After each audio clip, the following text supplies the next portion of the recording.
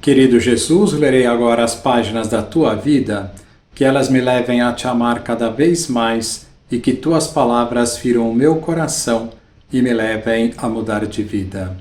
O evangelho de hoje é o evangelho de São Lucas, capítulo 9, versículos 22 a 25. Naquele tempo disse Jesus aos seus discípulos: O Filho do Homem deve sofrer muito, ser rejeitado pelos anciãos, pelos sumos sacerdotes e doutores da lei, deve ser morto e ressuscitar no terceiro dia.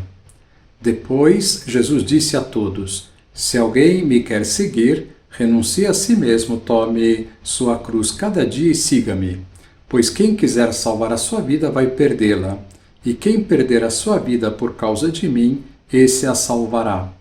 Com efeito, de que adianta um homem ganhar o mundo inteiro, se se perde e se destrói a si mesmo? Palavra da salvação. Glória a vós, Senhor. Vamos olhar para Jesus. Ontem começou a Quaresma e hoje o Evangelho da Missa nos lembra que, para seguirmos o Senhor, temos de carregar a nossa própria cruz. Também dizia a todos: se alguém quiser vir após mim, negue-se a si mesmo, tome a sua cruz de cada dia e siga-me. O Senhor dirige-nos a todos e fala da cruz de cada dia. Estas palavras de Cristo conservam hoje o seu pleno valor. São palavras ditas a todos os homens que queiram segui-lo, pois não existe um cristianismo sem cruz. As palavras do Senhor expressam uma condição imprescindível. Quem não carrega a sua cruz e me segue, não pode ser meu discípulo. Diz um autor espiritual a este respeito: um cristianismo do qual se pretendesse arrancar a cruz, a penitência, sob o pretexto de que essas práticas seriam hoje resíduos obscurantistas, medievalismos impróprios de uma época humanista, esse cristianismo desvirtuado, de cristianismo teria apenas o nome. Não conservaria a doutrina do Evangelho, nem serviria para dirigir os passos dos homens no seguimento de Cristo. Podemos complementar dizendo que este cristianismo seria um cristianismo esvaziado de sentido, sem a salvação que Cristo realizou morrendo na cruz. Não há dúvida de que Cristo carregou a cruz, mas poderíamos nos perguntar: por que Jesus nos diz que também devemos carregá-la? Por muitos motivos. Todos eles são devido ao pecado. Se não houvesse pecado, não necessitaríamos de sofrimento de penitência. Por isso, lá no céu, como já não pecaremos mais, não haverá nenhum sofrimento, nenhuma dor. Então, devido ao pecado, precisamos fazer penitência para purificar a nossa alma das manchas ocasionadas por ele. Os pecados deixam na alma uma mancha, uma crosta. A penitência é como uma lixa ou ácido sulfúrico que arranca as manchas de pecado. Devido ao pecado, a alma se debilita enormemente. A penitência a fortalece. Por exemplo, lembro-me de uma moça que me disse que queria voltar a fazer jejum, pois toda vez que o fazia, sentia-se muito fortalecida. Devido ao pecado, a alma vai se desgovernando. Por exemplo, facilmente começa a comer mais do que deve. Fazendo a penitência de comer menos, ajudo a colocar a alma no seu devido lugar. Estou usando muito o celular. A penitência de restringir o seu uso vai me ajudar a colocar a alma no seu devido lugar, etc. Devido ao pecado, muitas almas se perdem para sempre. Cristo quer salvá-las e conta conosco para ajudá-lo nesta tarefa tão nobre, carregando uma partezinha da sua cruz.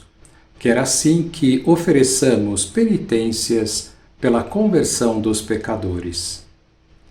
Que penitências, então, seriam boas para fazê-las?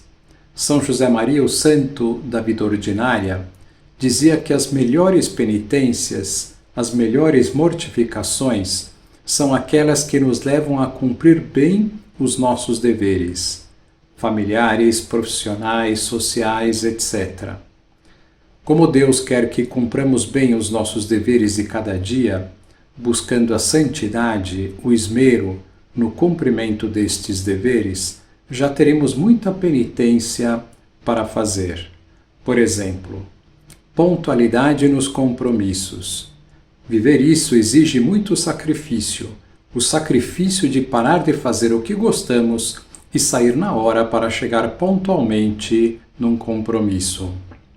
Outro exemplo, ser paciente com os outros. Isso exige muito sacrifício. O sacrifício de segurar a língua, o sacrifício de controlar as emoções, etc.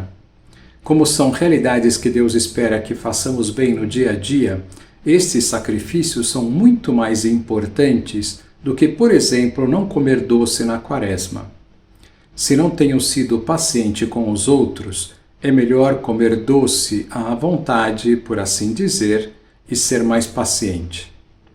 Seguem neste sentido algumas sugestões de penitências para fazermos habitualmente e, sobretudo, na Quaresma. Minuto heróico. Saltar da cama ao tocar o despertador. É importante também ter um horário fixo para acordar e para dormir durante a semana para viver a ordem. No trabalho e outros deveres, de casa também, etc.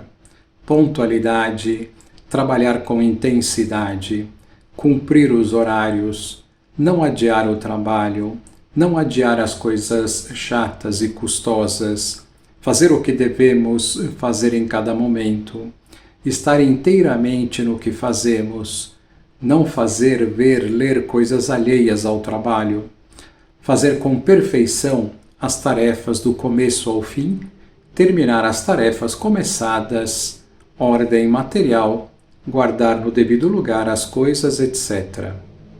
Na família e convivência com os demais.